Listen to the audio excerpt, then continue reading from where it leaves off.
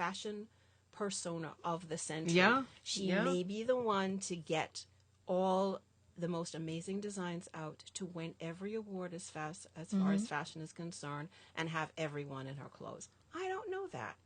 You come into my class and I expect, now this is a very important word that I am using, expect that from this class you will be able to take something about you, something that you can take to the next level, something that about you is wonderful, something about you that is just creative, that's got its juices going, that looks for opportunities, that is innovative, that's not just creative, but is looking for opportunities. Because this is the thing. When you're a creative person, you got to learn how to think on your feet. If you got the color red and you don't like the shade of red, how do you change it? If you don't like this dress, what are you going to do about it? You know, you can accessorize till you drop. Wow. Now, what about your hair? That same thing that you've just taken for clothing, you can take it to art. You got a room that's all white. Suppose you painted a wall purple, another one pink, creativity, another one yellow. You know, it's suppose you decided to put nothing but fish on your wall.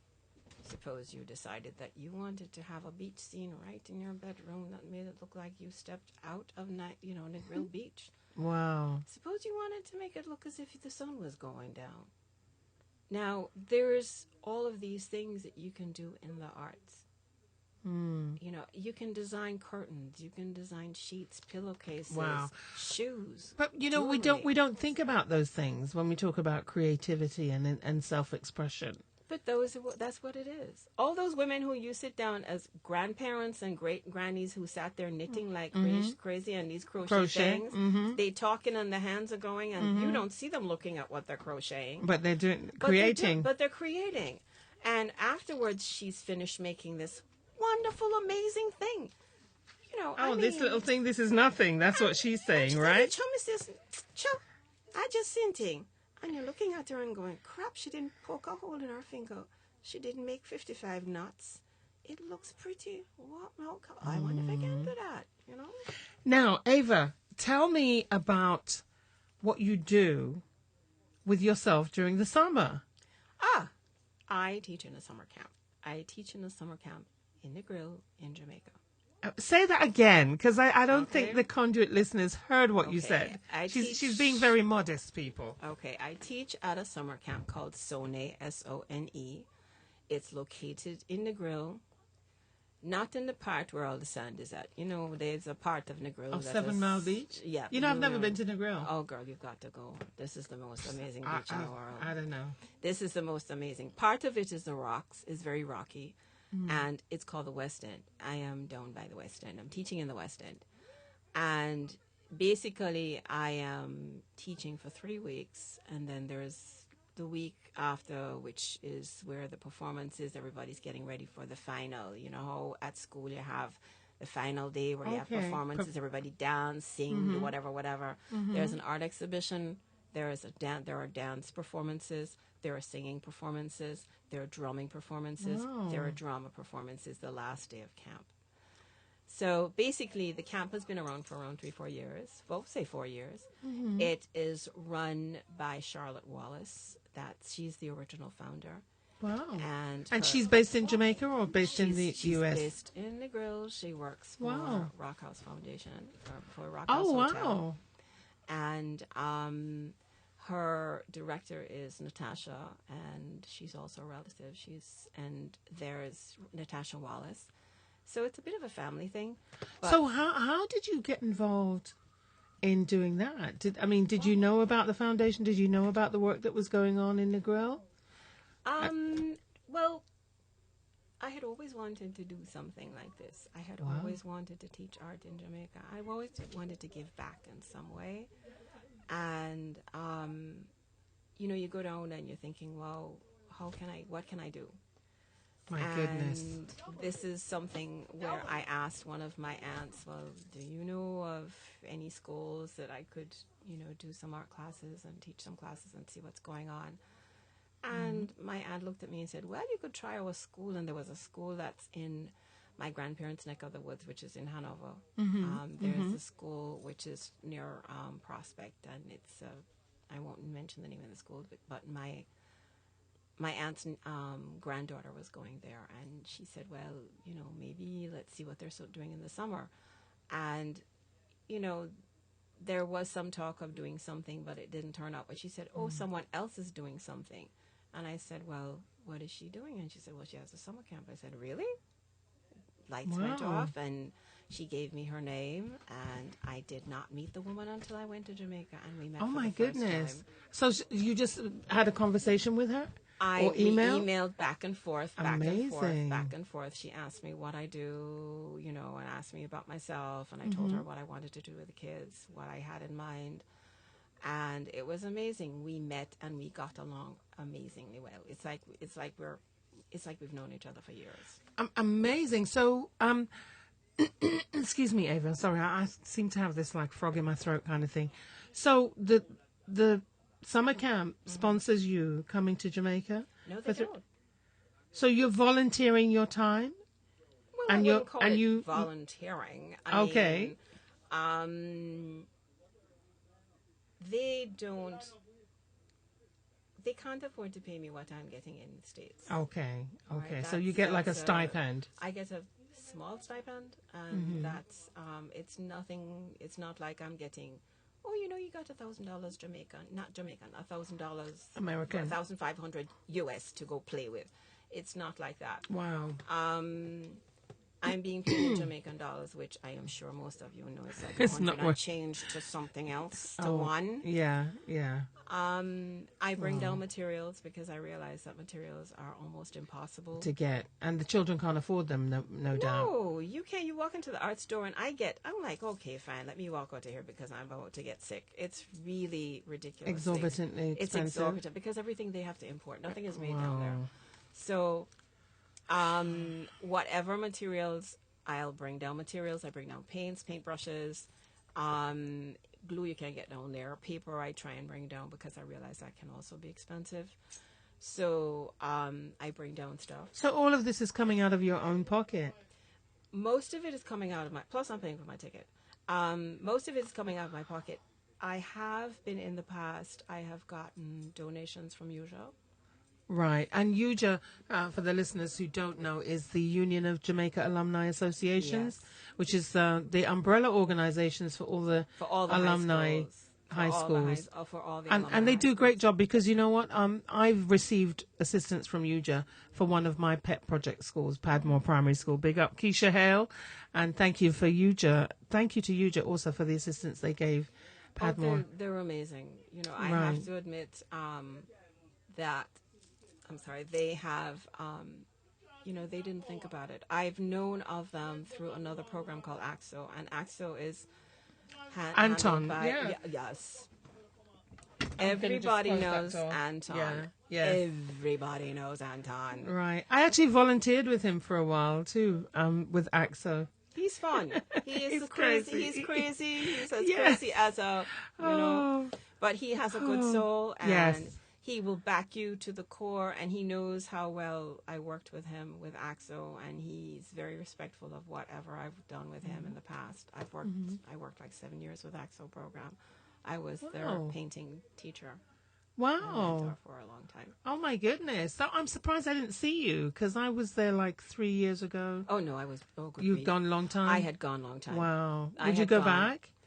You just don't have the time. I don't have the time, and I have to get over the fact that I have to fight with Anton every day. That's okay. No, he's he's a sweetheart, really. He's a sweetheart, but it's like his expectations are a bit. Well, let me put it this way.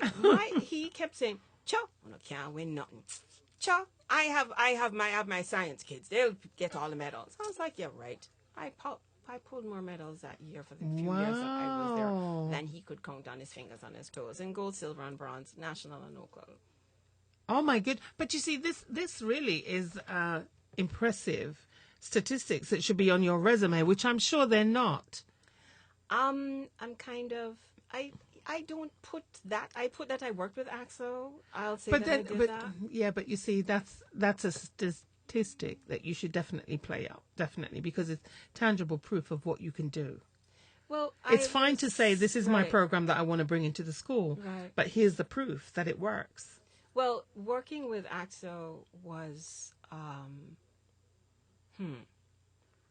an experience.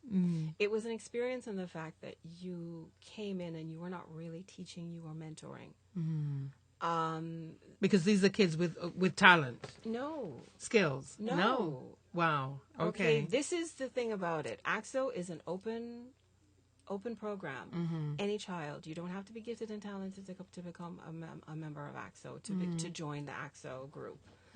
AXO, if anyone wants to know, is a group that is sponsored by the NAACP specifically for children of color from any borough in the New York metropolitan area. So I was basically working out of the Manhattan branch, as you most likely were working as well. Yes, yeah. In the West End, I think it was. In the West End. But they've moved from there, I understand. They have. Right. I think they've moved from there.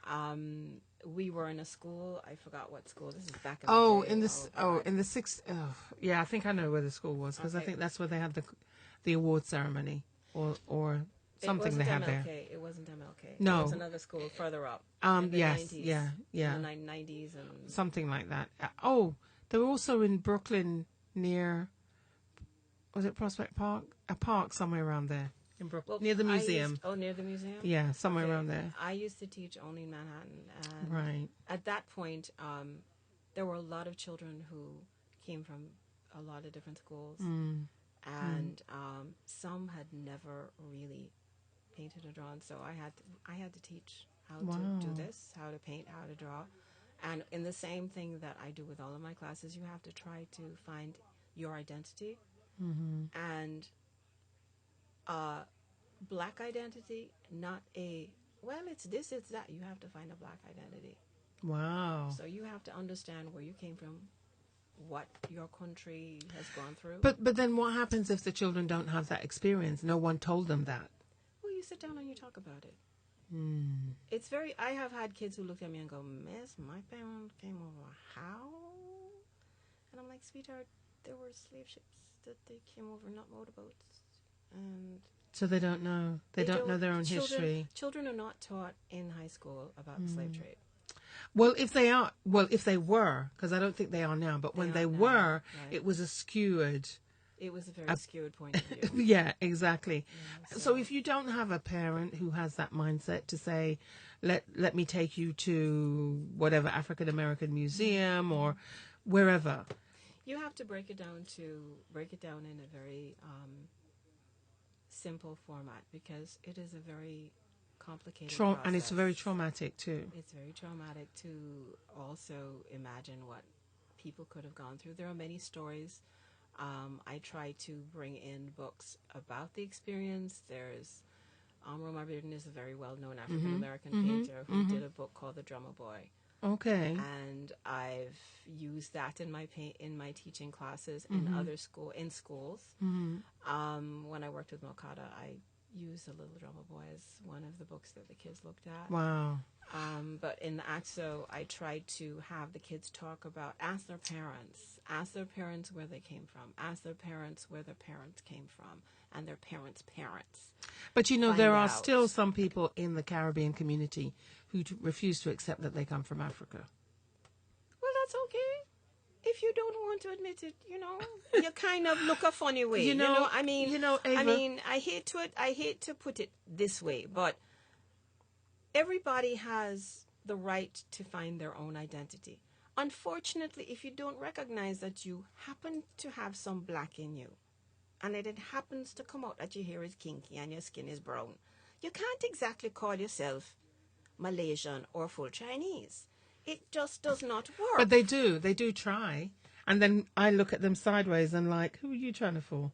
And there's a huge community right here in Brooklyn that I look sideways at and think, who are you trying to fool? Well, if but you want what? We won't go down there. Because that is another path of another. People do bleach to kind of change. And you could dye your skin purple if you want and dye it pink. It's not going to make much of a difference. Do you still who you are? It's still going to look brown.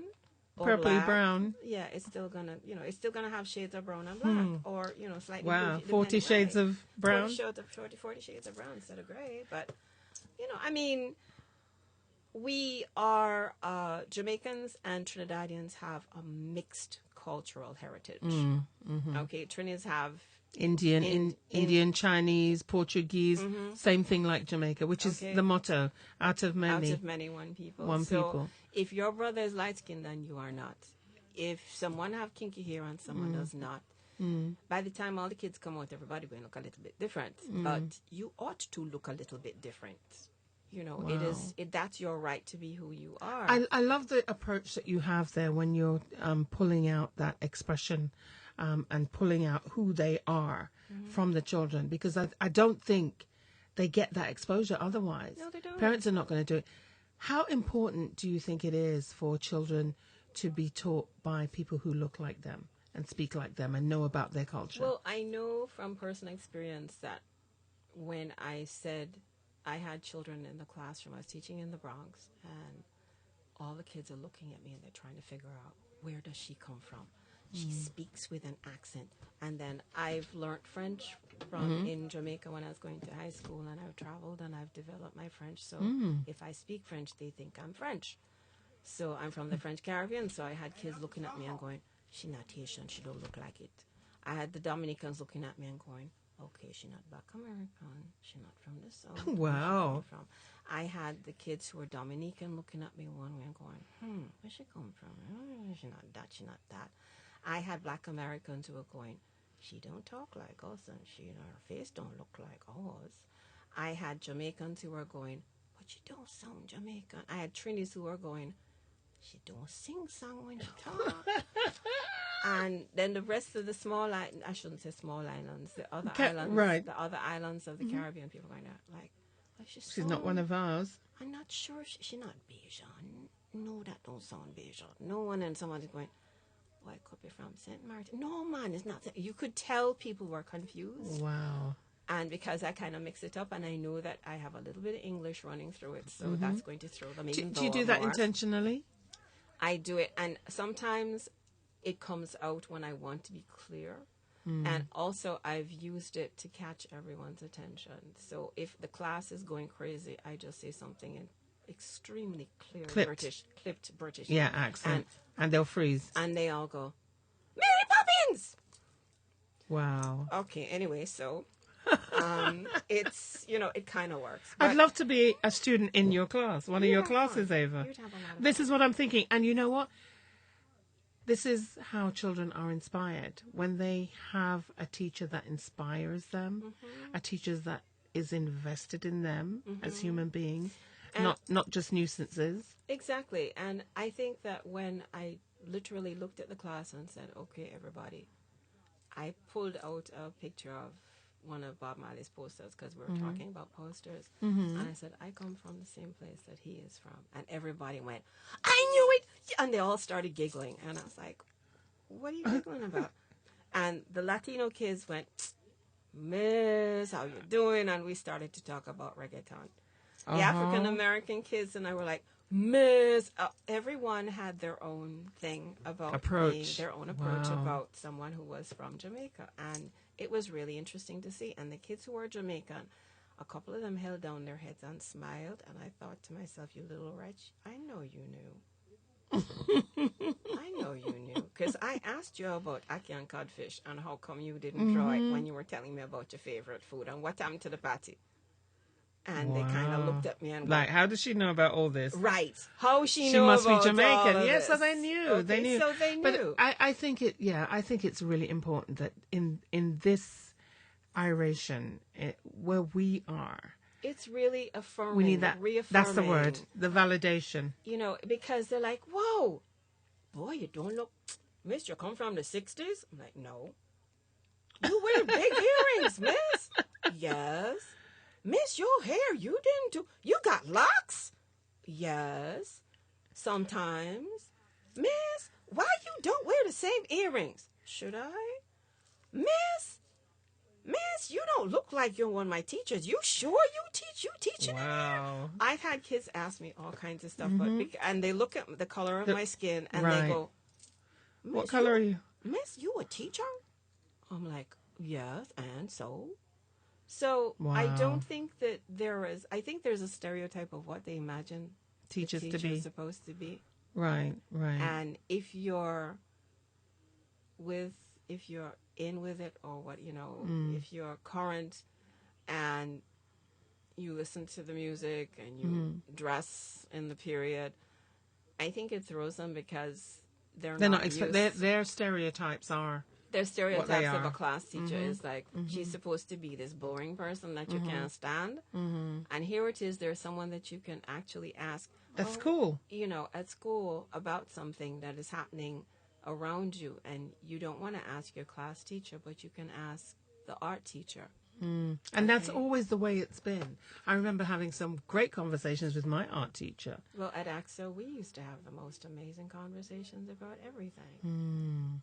So let me ask you the question now. So you volunteer to work with the summer camp in Jamaica. I volunteered to work there, and it's for 3 weeks. You pay for that ticket out of your own pocket. Oh, my goodness. Pay for my art supplies. You take down art supplies. Where do you get the funding from to do that? Or are you looking for funding and sponsorship to do that? Funding and sponsorship, because I've asked Yuja, I've asked quite a few people, and I'm waiting to hear back from them. But when are you actually leaving? I'm leaving in July, just after the Labor Day holiday. Wow, so Not the Labor 8th Day of July? So you're not going to be here for my event? Which event? A night in Ghana. You kidding me? Yes. Oh my goodness. When is this supposed to be? The 8th of July. That's a save the date. Teaching. What day is the 8th of July? It's a Friday. It's a Friday evening. Okay, I'm going to have to check my schedule because I had intended to leave around the 4th. Right. Well, just after, because the 4th of July is our holiday up here, so I don't think that they would have anything going on. They probably will, because they celebrate Halloween in Jamaica now. So they probably have some 4th of July. I have to find out if they're when you're going. Right, because I would have to coincide my dates. No, that's okay. I'll videotape it or. I want to see. So basically, you know that I just came back. Well, not just a couple of weeks ago, came back from Ghana, and you were talking about the people who don't know their experiences, the parents, and one of the things I took away from visiting Elmina Castle was that I think that every black child should be facilitated, should be able to go to Elmina Castle, not virtually, physically, because I think that's a big stretch, and I'll tell you why. For the West Indian community, we have traveled, so getting on an airplane is not something that we are afraid of, because it's like, okay, fine, you take a bus, you take a train. You take a plane, you take a plane, you get on the subway, what's the big deal? It gets dark, you see windows, you don't see light, blah, blah, blah. Okay, I want you to talk into your mic, because I'm kind of, yes. All right, you Much get into a plane, a train, it's no big deal. Look how many of us have gotten, had to take the train for 4 hours, for 5 hours, you're stuck in the bloody train. You're going to Florida, you have to change planes twice. You're going back to Jamaica, they tell you that if you bought the ticket, that is the cheap ticket, and you have to change 5 times. Oh my God, do you get off in different airplanes? So you're used to the traveling. For many kids and many parents, once they come to the United States, to get on a plane to go to a place called Africa is a big deal. And this is what I'm saying. It should be mandatory